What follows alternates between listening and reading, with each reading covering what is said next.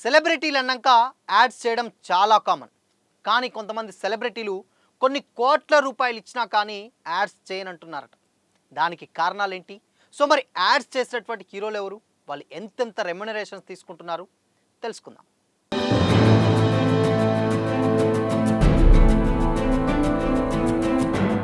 Hi, hello, welcome to Disha TV. Hyderabad రోడ్ల మీద ఎక్కడ పడితే అక్కడ హోర్డింగ్స్లలో మేజర్గా నలుగురు హీరోలు కనబడుతూ ఉంటారు. ఎవరంటే 60 ఏళ్ళలో కూడా 20 లాగా యాడ్స్లోనూ యంగ్ హీరోలకు పోటీ ఇచ్చేస్తూ అదరగొడుతుంటారు. అది అందరికీ తెలిసిందే.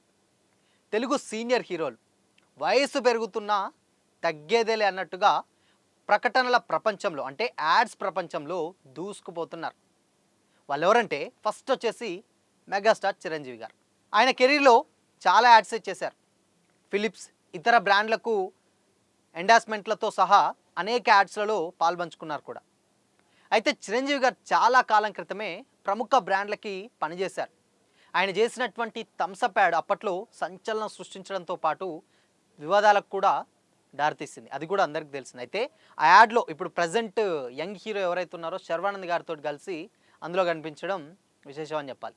అయితే అప్పట్లో ఉన్నటువంటి హీరోలతో పోలిస్తే ఒకప్పుడు యాడ్ వరల్డ్లోనూ ముందున్న చిరంజీవి గారు తర్వాత ప్రస్తుతం ఈ విషయంలో కొంత వెనకబడ్డారు.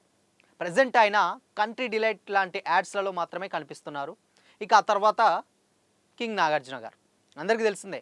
కింగ్ నాగార్జున గారు ఒకప్పుడు యాడ్స్ల విషయంలో చాలా దూసుకుపోయేవారు.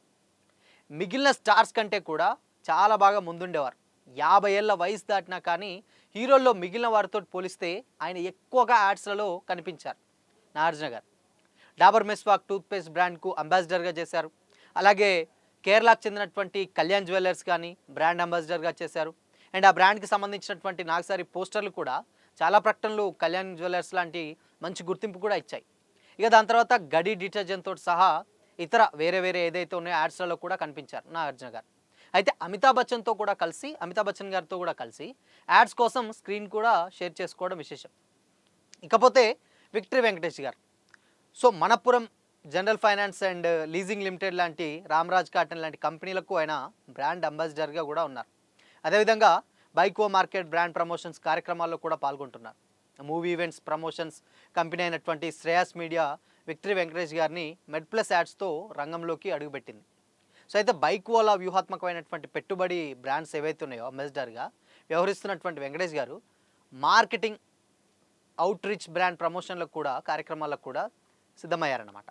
అయితే 2025 నాటికి భారతదేశం అంతటా కూడా 20,000 ఈవీ ఛార్జింగ్ పాయింట్లను ఇన్స్టాల్ చేయాలనే లక్ష్యంతో ఛార్జింగ్ నెట్వర్క్ను విస్తరించిన లక్ష్యంగా పెట్టుకుందట.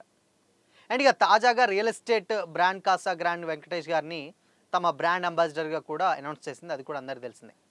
అయితే రీసెంట్గా ఆయన బాక్సాఫీస్ హిట్ అయినటువంటి సంక్రాంతికి వస్తున్నంతో వెంకటేష్ గారిని మరింత మంది యాడ్ మేకర్స్ సంప్రదిస్తున్నట్లు కూడా సమాచారం. అంటే సినిమా ఎంత పెద్ద హిట్ అయిందో మనకు తెలుసు. ఆల్మోస్ట్ 300 కోట్ల వరకు కూడా కలెక్ట్ చేసింది.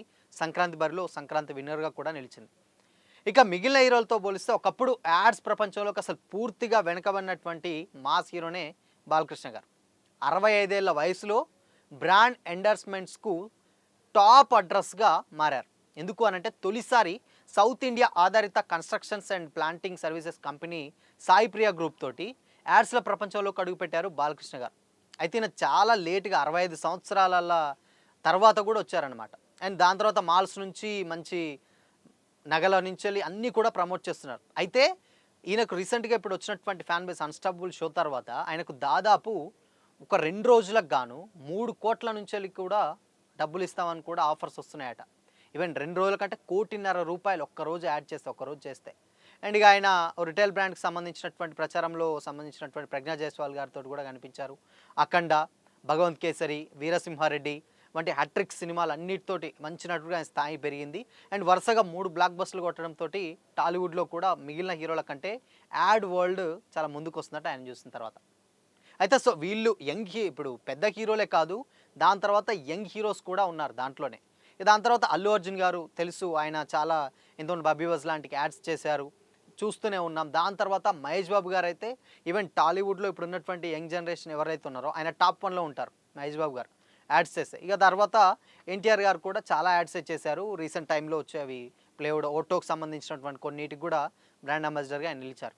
అయితే దాదాపు వీళ్ళకు ఒక్క రోజుకే 2-3 కోట్లు, అది కూడా ఒక హాఫ్ డేకి అలా వర్క్ చేస్తే దాదాపు 3 ఇంకా 5 కోట్లు అలా కూడా రెమ్యూనరేషన్స్ వస్తున్నాయట. అయితే రీసెంట్గా దీని మీదనే ఒక న్యూస్ ఇప్పుడు సోషల్ మీడియాలో వైరల్గా మారింది. అది ప్రభాస్ గారు తెలుసు మనకు, పాన్ ఇండియా యాక్టర్ ఆయన. చాలా అంటే చాలా బిజీగా ఉన్నారు, అది అందరికీ తెలిసిందే.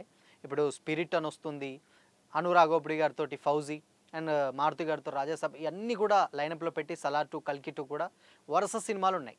సో ఈ టైంలోనే ఆయనకు ఒక యాడ్ కంపెనీ ఆఫర్ వెళ్ళిందట. యాడ్ కేవలం ఒక 2 డేస్, అంటే 2 డేస్లలో కూడా జస్ట్ 1 డే అంటే మార్నింగ్ సెషన్లో ఒక 2 to 3 అవర్స్ యాడ్ షూట్ ఉంటుంది. అందులో పాల్గొంటే దాదాపు 25 కోట్ల రూపాయలు ఇస్తామని కూడా ఆఫర్ చేసిందట. అంటే దాదాపు ఒక్క హాఫ్ డేకి 12.5 కోట్లు వాల్యూ అనమాట. ఆల్మోస్ట్ అసలు 12.5 కోట్లు అంటే ఎంత హ్యూజ్ అమౌంటో అర్థం చేసుకోవచ్చు. అది కూడా ఒక హాఫ్ డేనే, మార్నింగ్ నుంచి ఆఫ్టర్నూన్ వరకు, నెక్స్ట్ డే మార్నింగ్ నుంచి ఆఫ్టర్నూన్ వరకు దాదాపు 12.5 కోట్లు అంటే 2 రోజులకు గాను 25 కోట్ల ఆఫర్ వచ్చిందట.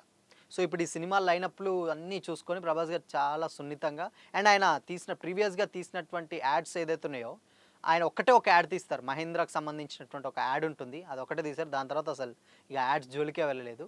దాని తర్వాత ఇప్పుడు అది ఒకళ్ళు అప్రోచ్ అయినా కానీ 25 కోట్ల ఆఫర్ని కూడా చాలా సున్నితంగా రిజెక్ట్ చేసి సో సినిమాలు వర్క్ చేస్తున్నారు. అంటే ఆయన సినిమాలకు ఇచ్చిన డేట్స్ ఎంత ఇంపార్టెంటో మనం అర్థం చేసుకుంటే ఒక హాఫ్ డే కూడా లేదు, బ్యాక్ టు బ్యాక్ లైనప్లో పెట్టుకొని సినిమాలు చేస్తున్నారు.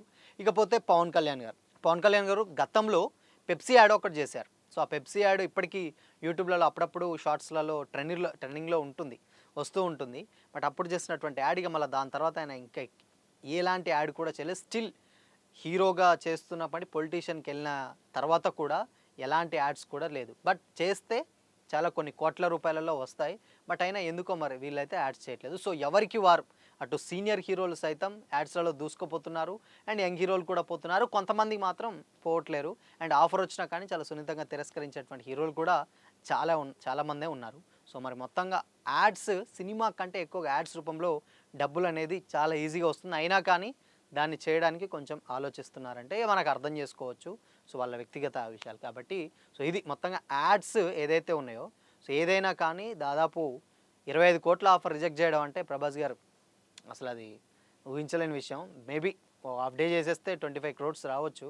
బట్ అయినా కానీ చాలా సున్నితంగా ఆయనకు ఉన్నటువంటి సినిమా లైనప్ల మీద ఆయన చాలా ఇంట్రెస్టింగ్గా ఉన్నట్లయితే తెలుస్తుంది. సో మరి చూడాలి, ఇన్ కేస్ వచ్చేటువంటి అప్డేట్స్ వరుసగా వస్తున్నాయి. హీరోలే ప్రతి ఒక్కరూ అటు సినిమాలు చేస్తూ యాడ్స్ చేస్తున్నారు, కానీ కొంతమంది మాత్రం కంప్లీట్గా సినిమాలే చేసుకుంటూ వెళ్తున్నారు. సో ఇది మొత్తంగా ప్రతి ఒక్కరు కూడా యాడ్స్, సీనియర్ హీరోల నుంచి వెళ్ళి యంగ్ హీరోల వరకు యాడ్స్ అనేది డెఫినెట్గా చేసుకుంటూ అలా వెళ్ళిపోతూనే ఉన్నారు.